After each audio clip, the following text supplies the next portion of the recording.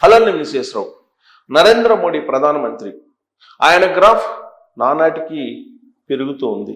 ఆయన గురించి తెలిసినటువంటి వాళ్ళు ఒక్కసారి సీటు ఎక్కితే చాలు, ఇక ఆ సీటు నుంచి దింపడం ఎవరి వల్ల కాదు అని చెప్పి చెప్తూ ఉంటారు. అందుకే నరేంద్ర మోడీ గారి మీద ఎన్ని విమర్శలు వచ్చినా, ఎన్ని రకాల ఆరోపణలు వచ్చినా ఆయన గెలుపు మీద గెలుపుని కైవసం చేసుకుంటున్నారు. 3 సార్లు ప్రధానమంత్రి కాగలిగారు.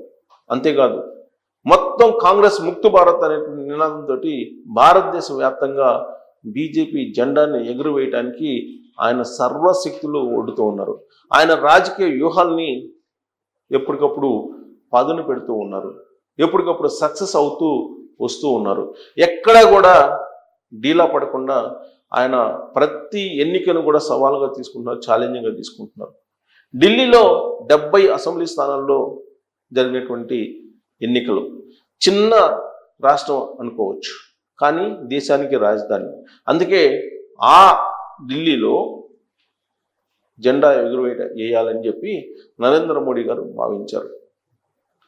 ఆ భావం నుంచి వచ్చినటువంటి అనేక అంశాలు వాస్తవంగా అక్కడ ఢిల్లీలో లెఫ్టినెంట్ కల్నల్ సమాంతరమైనటువంటి పరిపాలనని నడిపాడు కేజ్రీవాల్కి. ఎప్పటికప్పుడు కేజ్రీవాల్ని ఇబ్బంది పెడుతూ వచ్చారు. లెఫ్టినెంట్ కల్నల్ అక్కడ బీజేపీ నియమించినటువంటి రాజ్యాంగబద్ధమైనటువంటి నాయకుడు, రాజ్యాంగబద్ధమైనటువంటి పదవుల్లో ఉన్నారు. లెఫ్టినెంట్ కల్నల్కు ఉండేటువంటి పవర్స్ సీఎంకు కూడా లేవు అనేటువంటి యాంగిల్లో ఆయన యాక్ట్ చేశారు.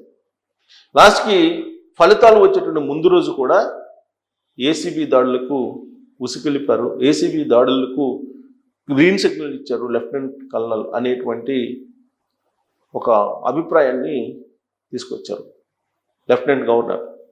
సో అక్కడ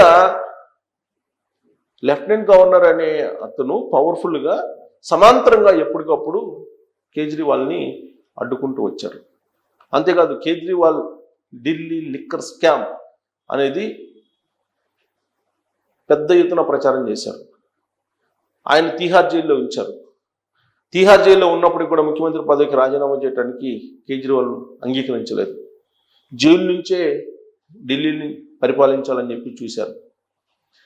ఆ తర్వాత సుప్రీంకోర్టు వార్నింగ్ తోటి, సుప్రీంకోర్టు తీర్పు తోటి అనివార్యంగా ముఖ్యమంత్రి పదవికి రాజీనామా చేయాల్సి వచ్చింది.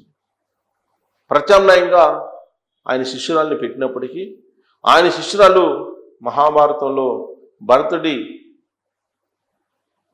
పాదకులు పెట్టి రాముడి పాదాలు పెట్టి పరిపాలించినట్టు భరతుడు, ఆవిడ చైర్ని పెట్టేసి కేజ్రీవాల్ చైర్ పక్కన పెట్టి ఆవిడ పరిపాలన చేశారు. కరెక్ట్గా ఈ పాయింట్ దగ్గరే కేజ్రీవాల్ యొక్క అధికార వ్యామోహం, అధికార దాహం అనేది ఢిల్లీ ప్రజలకి గమనించారు. దాంతో ఢిల్లీ ప్రజలు గతంలో ఎప్పుడూ లేని విధంగా కేజ్రీవాల్ని తిరస్కరించారు. అన్నా హజారే ఉద్యమం నుంచి ఆయన రాజకీయ పార్టీని తీసుకొచ్చారు. అవినీతి వ్యతిరేక పోరాటం నుంచి కేజ్రీవాల్ రాజకీయ నాయకుడిగా అవతారం ఎత్తాడు. అప్పటి నుంచి కేజ్రీవాల్ని ఢిల్లీ ప్రజలు ఆదరిస్తూ వచ్చారు. 2013 ఎన్నికల్లో ఆదరించారు, 2015 ఎన్నికల్లో ఆదరించారు, 2020 ఎన్నికల్లో ఆదరించారు. ప్రధానమైనటువంటి నేషనల్ పార్టీస్ కాంగ్రెస్, బీజేపీని కాదని కేజ్రీవాల్కి పట్టం కట్టారు. వాళ్ళ నమ్మకాన్ని నిలబెట్టేటువంటి నాయకుడు కేజ్రీవాల్ అని చెప్పి అనుకున్నారు. కానీ తాజాగా జరిగినటువంటి పరిణామాలను చూస్తే ఢిల్లీ లిక్కర్ స్కామ్ కానీ, ఆయన అద్దాల మెడను నిర్మించుకోవడం కానీ, తీహార్ జైలుకి వెళ్ళినప్పటికీ ముఖ్యమంత్రి పదవిని వదలకుండా ఆయన అంటిపెట్టుకుని ఉండడం కానీ, ఇవన్నీ కూడా ఢిల్లీ ప్రజలకు నచ్చలేదు.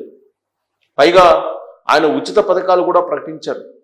అనేక ఉచిత పథకాలు, ఉచిత బస్ ప్రయాణం, ఉచిత మెట్రో ప్రయాణం, విద్యార్థులకు మెట్రో ప్రయాణం ఉచితంగా, ఇవన్నీ కూడా ప్రకటించారు. కానీ ఆ ఉచితాలు ఏమీ పనిచేయలేదు. కేజ్రీవాల్ ప్రకటించిన ఉచితాల కంటే ఆయన దోపిడీ ఎక్కువగా ఉంది అని చెప్పి భావించారు.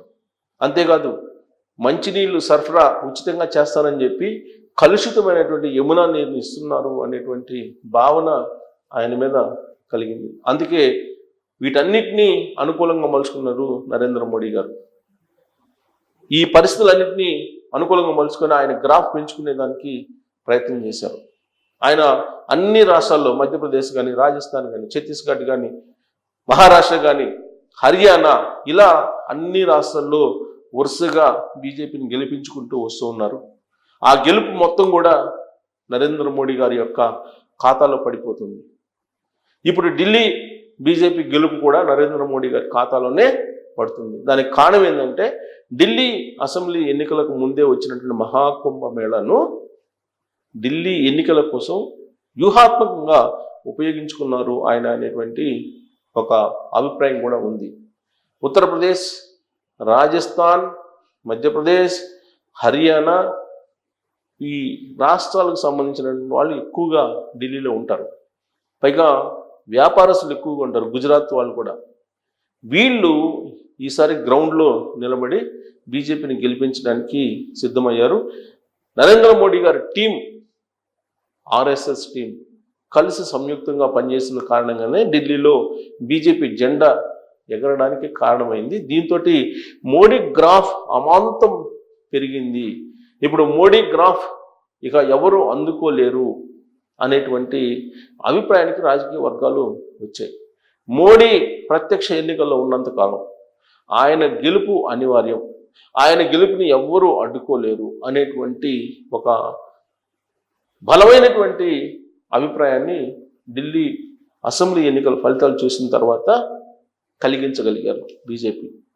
సో బీజేపీ బలంతో పాటు నరేంద్ర మోడీ గారి యొక్క గ్రాఫ్ కూడా నానాటికి పెరుగుతూ వస్తుంది. గత పరిపాలన చూస్తే 2014 నుంచి ఇప్పటి వరకు కూడా ఒక్క అవినీతి మరక కూడా లేకుండా పరిపాలన చేశాను అని చెప్పి నరేంద్ర మోడీ గారు చెప్తూ ఉన్నారు. ఆయన మాటలను నమ్మారు ఢిల్లీ ప్రజలు. పైగా డబుల్ ఇంజిన్ సర్కారే ఢిల్లీకి పరిష్కారం అని చెప్పేసి ఆయన ఇచ్చినటువంటి హామీ.